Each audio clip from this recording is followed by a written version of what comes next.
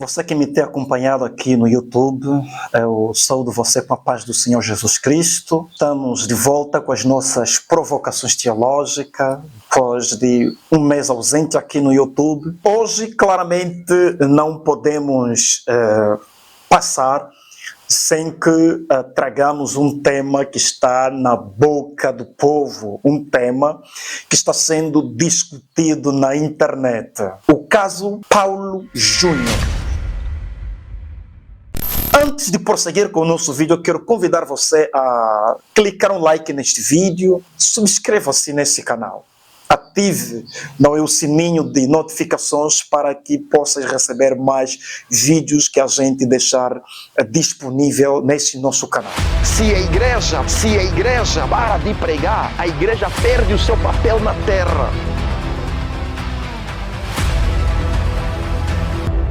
Meus irmãos, no dia 25 de março, a comunidade evangélica, não somente brasileira, como mesmo mundial, foi surpreendida com um comunicado do pastor Paulo Júnior, em que ele anuncia a sua remoção, retirada, suspensão do ministério pastoral.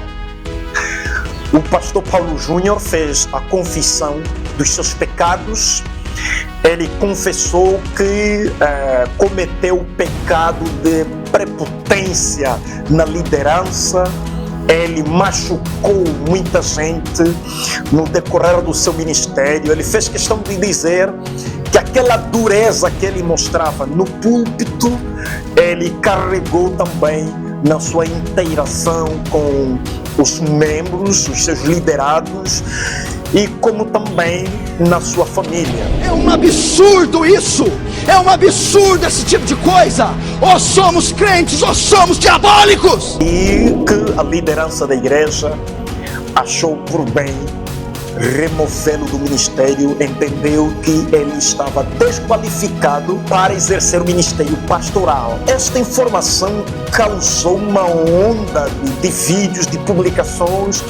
A internet foi inundada de especulações e mesmo cá em Angola surgiu duas alas de extremidades. Não só em Angola, não é, como também no Brasil. O pastor Paulo Júnior foi a porta de entrada de muita gente às doutrinas da graça. De certa forma, fez com que muita gente tivesse uma posição fundamentalista. Precisamos entender que pecado não é somente adultério, não é? Nós recentemente fomos surpreendidos com o pecado de adultério do pastor Steven Lauso. Isso causou um impacto negativo mundial. Pedro, não é? Fala que os líderes não podem ser prepotentes, não podem abusar da autoridade, tem que ser hospitaleiro.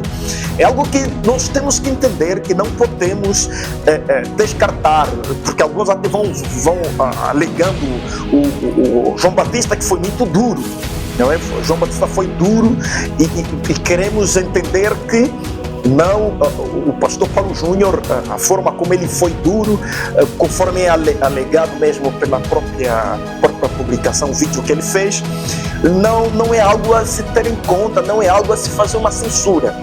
Isto aqui é uma posição fundamentalista, isso aqui é uma posição que, de certa forma, percebe-se uma falta de senso crítico por parte de quem assume esta posição.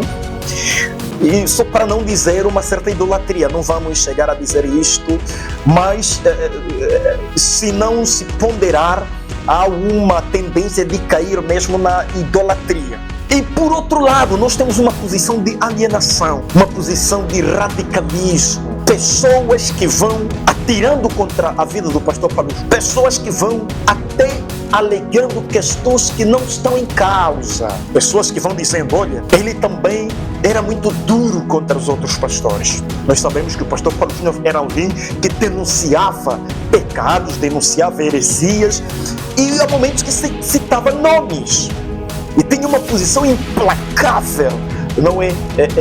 Contra heresias nos púlpitos, contra condutas errôneas na liderança, na igreja, na comunidade em geral. Muita gente parece que foi assumindo uma posição de manifestar a dor que as pregações do pastor Paulo Júnior eram provocado nas suas vidas. E eu diria, mas será que isto é mesmo o fim do pastor Paulo Júnior? Eu interrogaria isto. Ele vai dizer que os homens que criticam contra homens de Deus nunca terminam bem. Será que estão mesmo diante de um fim? Ou então, o motivo do pastor Paulo Júnior ter confessado, ter admitido, isso lhe dará muito crédito. Porque nós sabemos que muitos que ainda estão a criticar o pastor Paulo Júnior são pastores, são líderes dentro da igreja e fazem piores do que a situação do pastor Paulo Júnior. Nós sabemos que tem muitos líderes, sobretudo em Angola, que são altamente autoritários. Eles é que escolhem com quem o membro deve casar.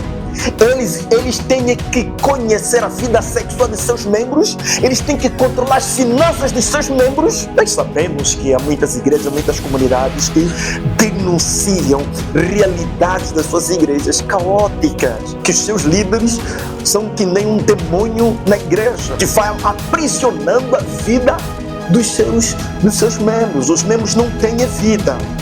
A autoridade desses líderes vai, digamos assim, em toda a esfera da vida do membro.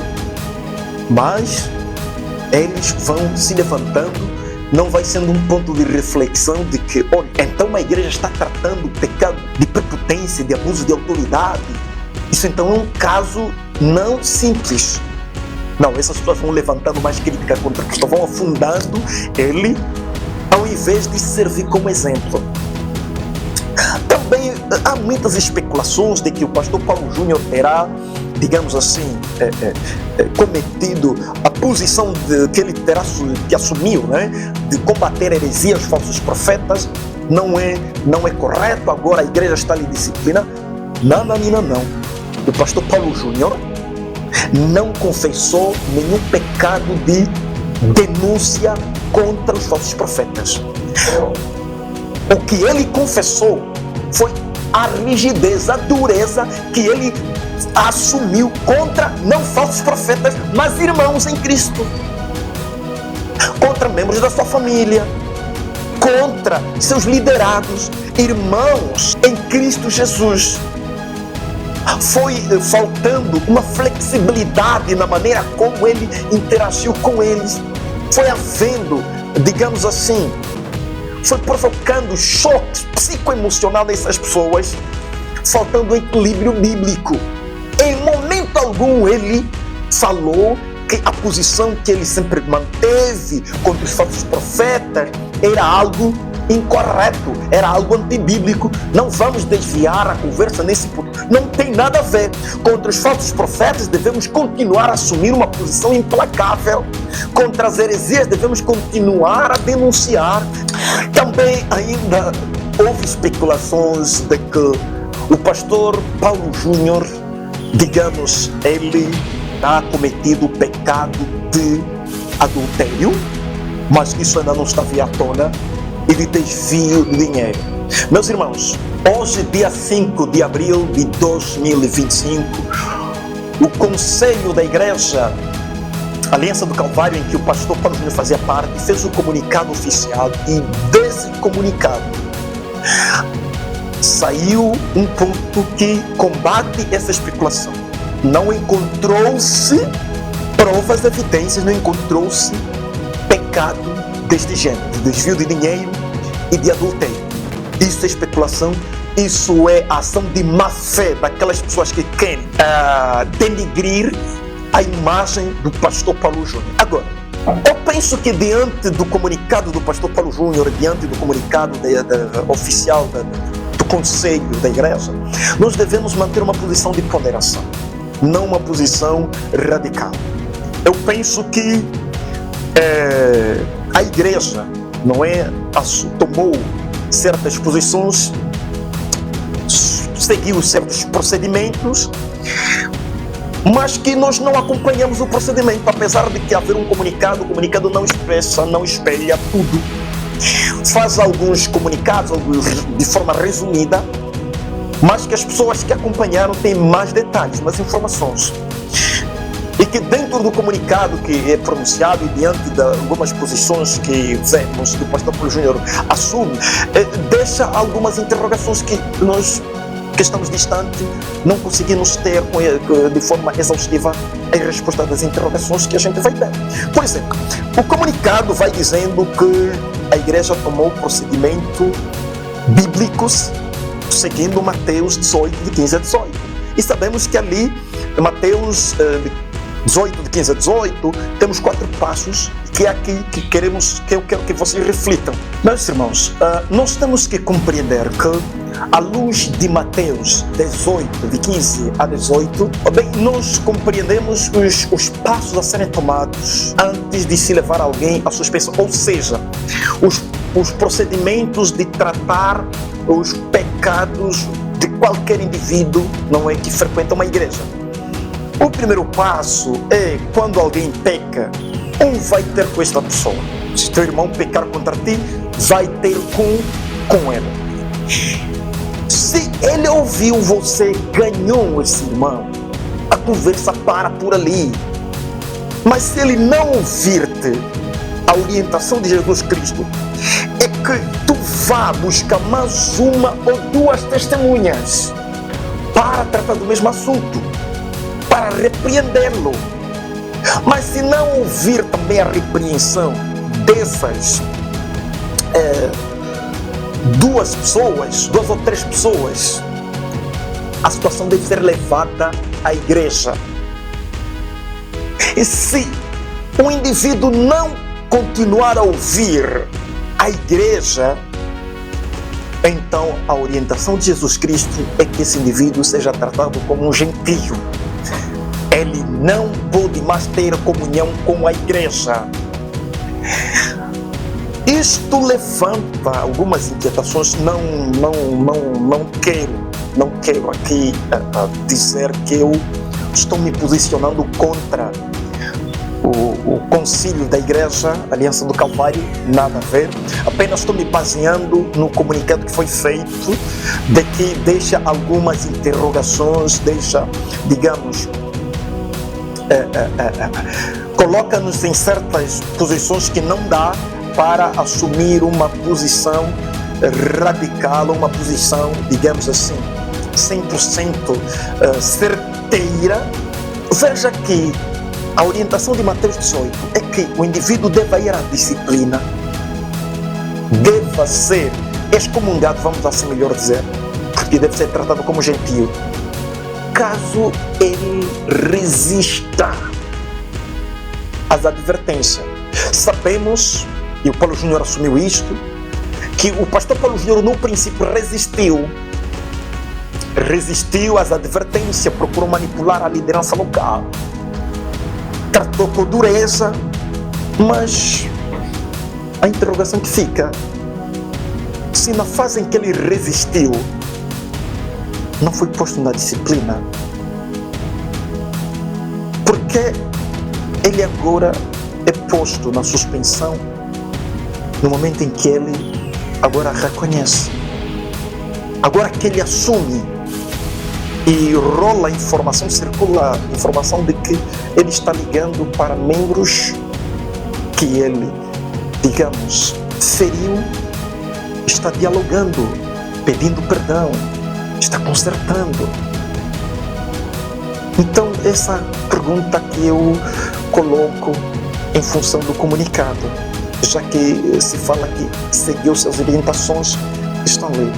E outra referência bíblica que é levantada nesse comunicado é, digamos, de 1 Timóteo 5, de 19 a 20. Também é dito que foi seguido esse texto. E eu quero aqui dizer que desse texto fala que no caso do presbítero pecar, repreenda-o publicamente na comunidade ou a igreja. Então está pressupondo de que o pastor Paulo Júnior, o seu caso não foi levado à Assembleia somente agora, mas que houve momentos que ele foi levado a ser repreendido publicamente, ou dentro em frente da comunidade, da igreja, da assembleia, e ele ainda se resistiu. O comunicado é que está tentando dizer isso, porque diz que seguiu também esse texto. Será que houve isto, pastor? Digo isso porque é muito difícil o indivíduo ser repreendido publicamente no meio de uma igreja de mais de 500 membros, várias advertências, e ainda assim o indivíduo resistir. Bem, são questões que não posso levar muito com rigidez. Como eu disse, é muita coisa que a carta não diz. A carta é o resumo de um longo período de acontecimento, de eventos. Por outro lado, eu também levanto a questão relativamente ao pastor Paulo Júnior. Primeiro, há questões a ser interrogadas. Primeiro, o pastor Paulo Júnior toma a decisão de trazer o comunicado sobre o seu afastamento antes que a igreja, ou digamos assim, antes que a assembleia reúna, mas teria sido melhor esperar que o concílio da igreja leve o comunicado à igreja e ao mundo, à comunidade evangélica no geral. Não seria o pastor Paulo Júnior, antes que a igreja faça o comunicado oficial, ele se pronuncia já, porque ele se pronunciou em função do diálogo que houve com o concílio. Ok, tiveram um diálogo com o concílio, então tinha que esperar que o concílio trate deste assunto publicamente, e depois ele teria que vir confirmar, não é confirmar o que o concílio diz, e se houver um ponto que não está de acordo, e ali apresentar, não tomar a dianteira. Outra questão que também levanta é, após a igreja ter percebido, não é, a situação atual do pastor Paulo Júnior, não é, de reconhecer a situação, então pensou que não vamos removê-lo da igreja. Ele vai estar sobre o processo disciplinar, mas continua ali, e é bem provável que dentro de um tempo muito breve terá sido restabelecido. Mas o pastor Paulo Júnior, por decisão, não é, própria, decide mudar de cidade e consequentemente de igreja. Bem, nós não sabemos os motivos concretos, mas dada a situação, dado o contexto em que nos encontramos, não teria sido uma decisão, digamos assim, muito assertiva, porque levanta muitas inquietações sobre a veracidade do arrependimento. Pode surgir inquietações, será que esse arrependimento é genuíno? Porque o arrependimento genuíno aceita submeter-se à disciplina, aceita as consequências e não contrapõe, ele submete-se, aceita não ser disciplinado pela igreja, porque ali levanta algumas especulações que talvez haja alguma coisa que não está nada bem, um ressentimento, mas pronto, é simplesmente uma análise, não é algo concreto. E por fim, a Igreja Aliança do Calvário fez um trabalho árduo, mas sim, nós sabemos que ele está passando por uma doença, não é? Uma doença que é um síndrome chamado de burnout. O pastor Marco Graconato, ele diz que o pastor Paulo Júnior lhe terá feito uma confissão de que ele estava há 23 anos de trabalho sem nunca ter tido férias. E claro, isso provocou, e a partir da fisionomia, não é, do rosto do pastor Paulo Júnior, percebe-se que há um cansaço. Então a igreja teria que ajudá-lo mais, dar uma licença de férias, em que nessa licença de férias teria sido oportunidade para ajudá-lo a restabelecer-se psicoemocionalmente, a restabelecer-se espiritualmente, mas continuar como pastor só receberia uma licença para restar, uma vez que ele confessou, reconheceu e também está passando por uma fase que precisava ou que precisa de um acompanhamento. Mas não faço uma crítica dura à igreja, porque não teve um trabalho fácil, uma situação muito delicada. Desejo que a Igreja Aliança do Calvário e a Sociedade Missionária, a Defesa do Evangelho, deem sequência do trabalho que o pastor Paulo Júnior não é deu pontapé de saída, de início, e que tenha uma missão difícil de levar, porque o rosto que estava em frente era do pastor Paulo Júnior, era um pastor muito querido, admirado. É uma missão muito difícil para os que vão dar sequência, não é, desta obra sem a presença do pastor Paulo Júnior. Deus abençoe. Se tu gostou, não esqueça de clicar no like, não esqueça de se inscrever no canal. Deus abençoe a todos.